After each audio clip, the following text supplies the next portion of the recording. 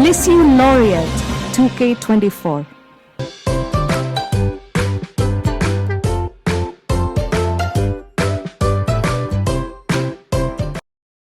ചോദ്യം 1.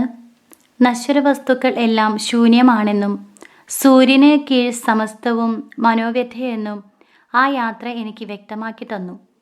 കൊച്ചുറാണിയുടെ ഏതു യാത്ര? ഉത്തരം റോമാ യാത്ര. ചോദ്യം 2. കുലീനത്വമുള്ള നമ്മുടെ അവകാശങ്ങൾ എന്തെല്ലാമെന്ന് നാം ഗ്രഹിക്കുന്നത് എവിടെയാണ്? ഉത്തരം സ്വർഗത്തിൽ. ചോദ്യം 3. ആത്മാക്കൾക്ക് വേണ്ടി നിയുക്തമായിരിക്കുന്ന ഉപ്പ് സംരക്ഷിക്കുക എന്ന ലക്ഷ്യം സ്വീകരിച്ചിരിക്കുന്ന വിളി ഏതാണ്? ഉത്തരം ദൈവവിളി. ചോദ്യം 4. ആർക്കു വേണ്ടി പ്രാർത്ഥിക്കുന്നതാണ് വിശുദ്ധയ്ക്ക് ഏറ്റവും ഹൃദ്യമായിരുന്നത്? ഉത്തരം പാപികൾക്ക് വേണ്ടി. ചോദ്യം 5. ഭൂമിയുടെ ഉപ്പ് എന്ന് സുവിശേഷത്തിൽ യേശു വിശേഷിപ്പിക്കുന്നത് ആരെ? ഉത്തരം പരിശുദ്ധരായ വൈദികരെ. ചോദ്യം 6. നമ്മുടെ പ്രാർത്ഥനകളുടെയും ത്യാഗങ്ങളുടെയും എല്ലാം ഏക ലക്ഷ്യം എന്താണെന്നാണ് വിശുദ്ധ പറയുന്നത്? ഉത്തരം പ്രേക്ഷിതരുടെ പ്രേക്ഷിതയാവുക. ചോദ്യം 7. പരിശുദ്ധ കന്യകയോടുള്ള സ്നേഹത്തിൽ കലർന്നുപോയ ഒരു ഭക്തിയാണ് ആ പുണ്യപിതാവിനോട് ബാല്യം മുതൽക്ക് വിശുദ്ധയ്ക്കുണ്ടായിരുന്നത്. ഏത് പുണ്യപിതാവിനോട്? ഉത്തരം വിശുദ്ധ യൗസേ പിതാവിനോട്. ചോദ്യം 8. യേശുവിന് വേണ്ടി അനേകം വേദസാക്ഷികൾ രക്തം ചിന്തിയ ആ രണഭൂമി കാണാൻ എനിക്കും സാധിച്ചിരിക്കുന്നു. ഏത് രണഭൂമി? ഉത്തരം കൊളീസ്യം. ചോദ്യം 9. കൊളീസ്യത്തിൽ എന്തു വരം ലഭിക്കുവാനാണ് കൊച്ചുറാണി പ്രാർത്ഥിച്ചത്? ഉത്തരം യേശുവിന് വേണ്ടി വേദസാക്ഷിണിയാകുവാനുള്ള വരം. ചോദ്യം 10.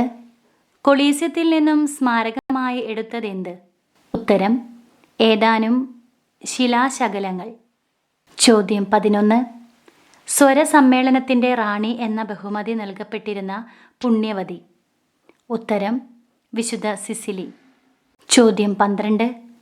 അവളുടെ സവിശേഷതകളെല്ലാം വിശിഷ്യ അർപ്പണഭാവവും അതിരറ്റ ദൈവാശ്രയശീലവും എന്നെ ഹഠാത് ആകർഷിച്ചു. ആരുടെ? ഉത്തരം വിശുദ്ധ സിസിലിയുടെ. ചോദ്യം 13. ഉഗ്രപീഡനങ്ങൾക്കിടയിലെ ശ്രുതിമധുരമായ ഒരു ഗാനമല്ലാതെ മറ്റൊന്നുമായിരുന്നില്ല അവളുടെ ജീവിതം. ആരുടെ? ഉത്തരം വിശുദ്ധ സിസിലിയുടെ. ചോദ്യം 14. ഒരു ബാല്യകാല സുഹൃത്തിൻ്റെ ഭവനം സന്ദർശിക്കുന്ന പ്രതീതിയായിരുന്നു ആ സന്ദർശനം. ഏത് സന്ദർശനം? ഉത്തരം വിശുദ്ധ ആഗ്നസിൻ്റെ ദേവാലയം സന്ദർശിച്ചത്. ചോദ്യം 15. എൻ്റെ ദൈവവിളിയുടെ നിർണായക ദിനം ആയിരുന്നു അത്. ഏത് ദിനം? ഉത്തരം 13-ാം ലയോൺ മാർപ്പാപ്പയെ കണ്ട ദിനം. ചോദ്യം 16. 13-ാം ലയോൺ മാർപ്പാപ്പയെ സന്ദർശിക്കാൻ പോകുമ്പോൾ കൊച്ചുറാണിയുടെ വേഷം എങ്ങനെയായിരുന്നു? ഉത്തരം കറുത്ത ഉടുപ്പും ലേസ് കൊണ്ടുള്ള ശിരോവസ്ത്രവും. ചോദ്യം 17.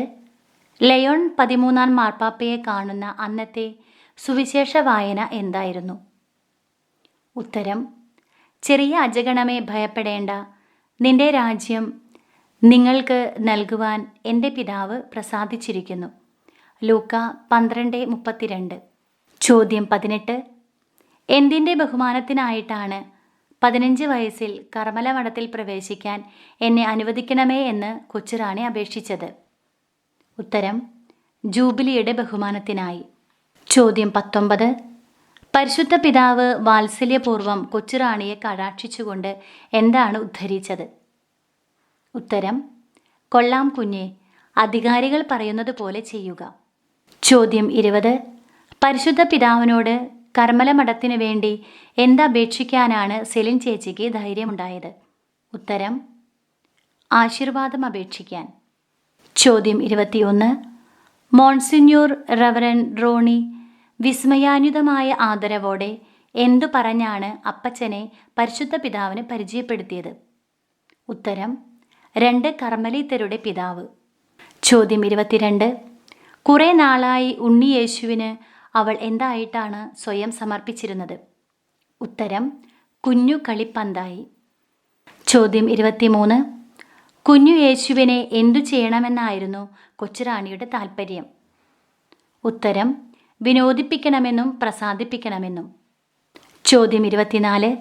റോമയിൽ വെച്ച് യേശു തൻ്റെ കുഞ്ഞു പന്ത് എന്തു ചെയ്തു? ഉത്തരം: കുത്തിപ്പൊട്ടിച്ചു. ചോദ്യം 25. എന്നാൽ സമ്പൽ സമൃദ്ധിയല്ല സൗഭാഗ്യത്തിന് നിദാനം എന്ന് ഒന്നുകൂടി ഉറപ്പിച്ചു പറയുവാൻ പ്രസ്തുത അവസരം ഉപകരിച്ചു. ഏത് അവസരം? ഉത്തരം: യാത്രക്കിടയിലെ പ്രാഭവമേറിയ ഹോട്ടലുകളിലെ താമസം.